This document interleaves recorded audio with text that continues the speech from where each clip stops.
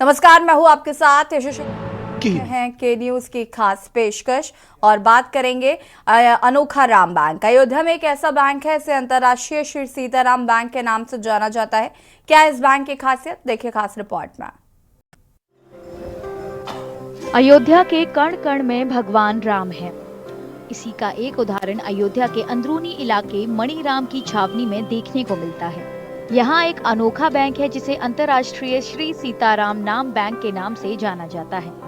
5 दशक पहले शुरू किए गए इस बैंक में 35,000 से ज्यादा खाता धारक हैं। इनमें से कुछ America, Britain, Canada, Nepal, Fiji और यूएई समेत दूसरे देशों से हैं। इस बैंक में रुपए पैसे का कोई लेन देन या जमा निकासी नहीं होती है। बैंक में केवल सीताराम लिखी किताबें हैं।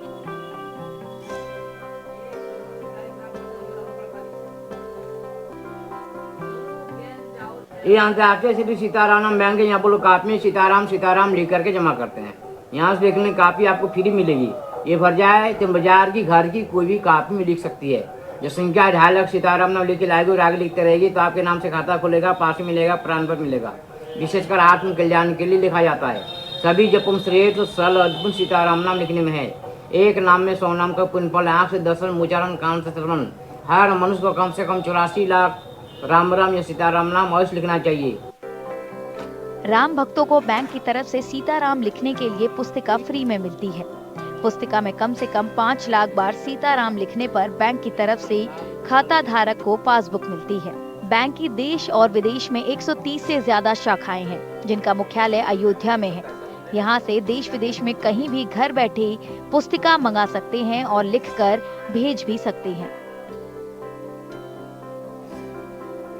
मैं श्री सीताराम नाम का लेखन विगत 14 वर्ष पूरे होने वाले हैं और मैं 1,47,00,000।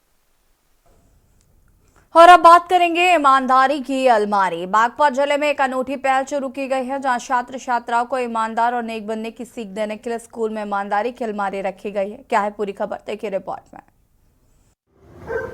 छात्राओं को ईमानदार और नेक बनाने की सीख देने के लिए उत्तर प्रदेश के बागपत के एक स्कूल ने अनूठी पहल की है। स्कूल में ईमानदारी की अलमारी रखी गई है। लकड़ी की ये अलमारी स्टेशनरी के सामान से भरी हुई है। छात्राएं इस अलमारी से मनपसंद सामान ले सकती हैं, लेकिन सामान की कीमत उन्हें बगल में रखी भगवान गणेश की मूर्ति के पास रखनी पड़ती है। आजकल क्या होता है कि बच्चे जाते हैं डिपार्टमेंटल स्टोर से सामान खरीदते हैं। कुछ वहीं से हमें एक आइडिया स्ट्राइक हुआ कि जब बच्चे खुद से सामान खरीदते हैं तो छोटी छोटी हैबिट्स उनके अंदर इनकलकेट करने के लिए, ईमानदारी की हैबिट उन्हें सिखाने के लिए हमने ये पहल की है। जहाँ पे बच्चे जाते हैं, खुद से हमने एक रेट लिस्ट लगाया हुआ है। रेट लिस्ट से रेट चेक करते हैं, अपना सामान अपनी ज़रूरत का लेते हैं। और एक भगवान गॉड गणेशा की फ़ोटो हमने रखी हुई है, जो कि एक मैनेजर का काम करती है, एक अकाउंटेंट का काम करती है। ईमानदारी की अलमारी के करीब रखी गई भगवान गणेश की मूर्ति किसी मैनेजर की तरह काम करती है। छात्राओं पर भरोसा किया जाता है कि वे खरीदारी करते वक्त ईमानदार रहेंगी। हमारे भगवान जी की दुकान है, यहाँ से खरीदने में बहुत मजा आता है और भगवान जी के साथ हमेशा ईमानदारी करनी चाहिए और हम बिल्कुल वैसे ही इस चीज को फॉलो करते आए हैं। स्कूल की अलमीरा ऑनेस्टी थी, उससे खरीदारी की है। अच्छा, तो क्या कितने पैसे दिए हैं, किसे पैसे सौंपे आपने? मैंने हमारे यहाँ स्कूल में लॉर्ड गणेशा को पैसे दिए जाते हैं और मैंने एक पेन लिया है पेंटोनिक का और ये मैंने 10 रुपीज़ लॉर्ड गणेशा को दिए हैं। मैंने अलमीरा ऑफ ऑनेस्टी से एक ब्लैक बॉल पॉइंट पेन खरीदी है 5 रुपए की, जो हमारे स्कूल में है। मुझे कोई प्रोटेक्टर लेना है और मुझे कंपास लेना है, मुझे एक पेंसिल लेना है। ईमानदारी की अलमारी में pen, pencil, notebook, water colour, crayon जैसी स्टेशनरी की तमाम चीजें रखी जाती हैं।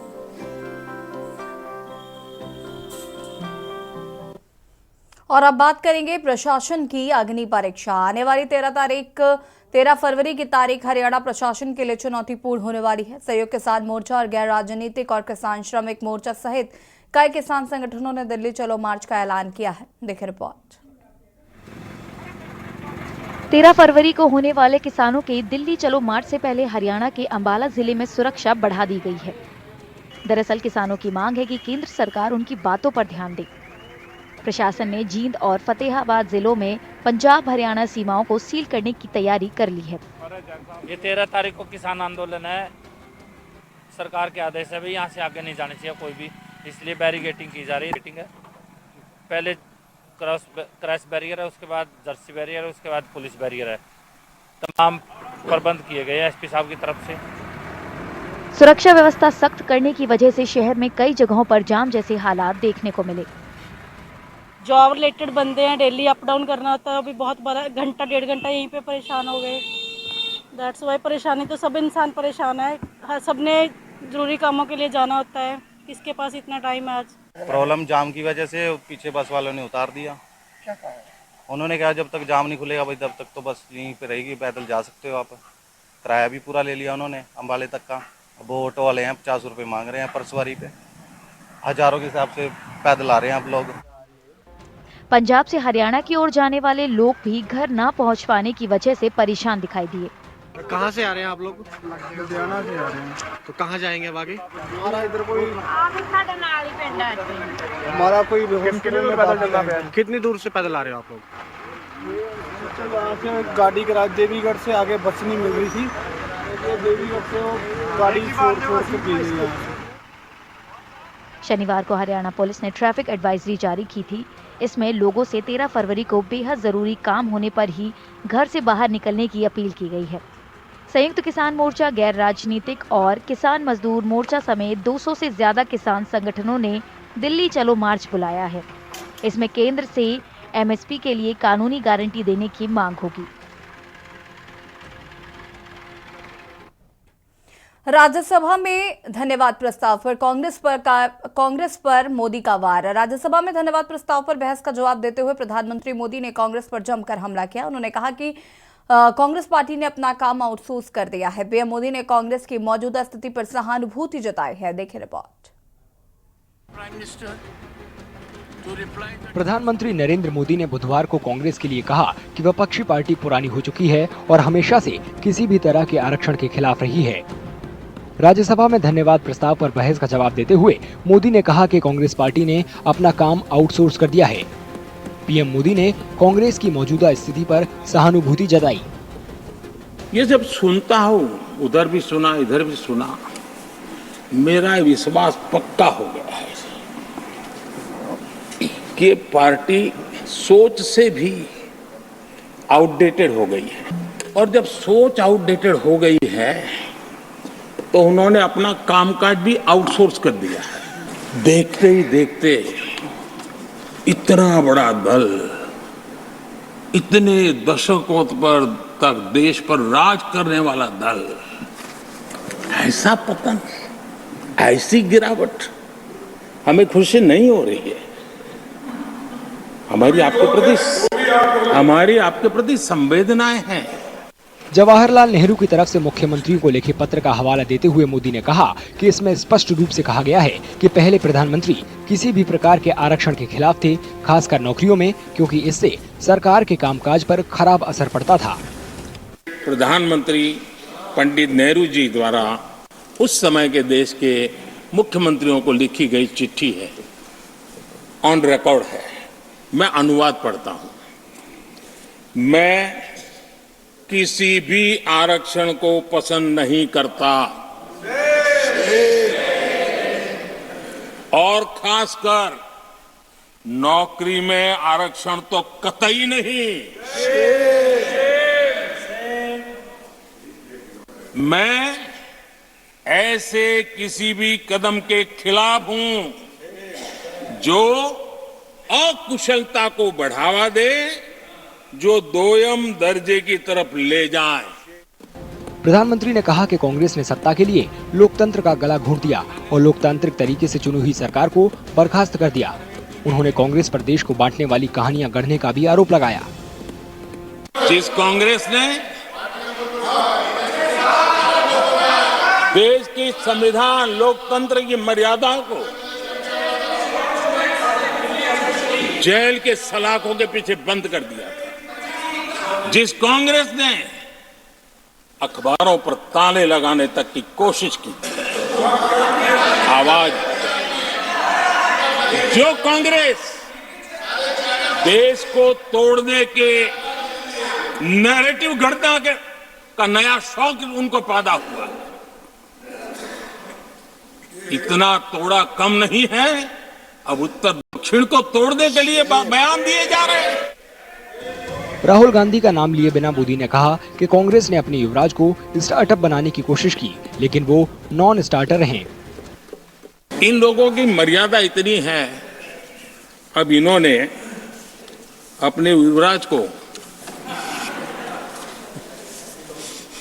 को एक स्टार्टअप बना करके दिया है। अभी वो नॉन स्टार्टर है।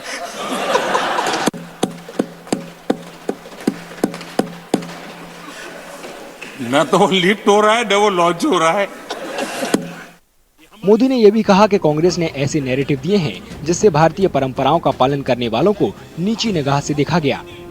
कांग्रेस ने नैरेटिव फैलाया और इस नैरेटिव का परिणाम क्या हुआ कि भारत की संस्कृति और संस्कारों मानने वाले लोगों को बड़े हीन भाव से देखा जाने लगा, ढकियानों से मानने लगा गया, और इस प्रकार से एक हमारे अतीत के प्रति अन्याय करने की नौबत आई है।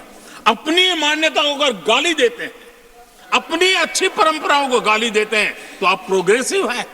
इस प्रकार के नैरेटिव गढ़े जाने लगे देश में, और उसका नेतृत्व कहां होता था ये दुनिया भली भांति जानती है। और मेरे बच्चों का संबोधन के अंत में प्रधानमंत्री ने सदन और देश के सामने सही तथ्य रखने का मौका देने के लिए राज्यसभा के सभापति और राष्ट्रपति को उनके प्रेरणादायक भाषण के लिए धन्यवाद दिया।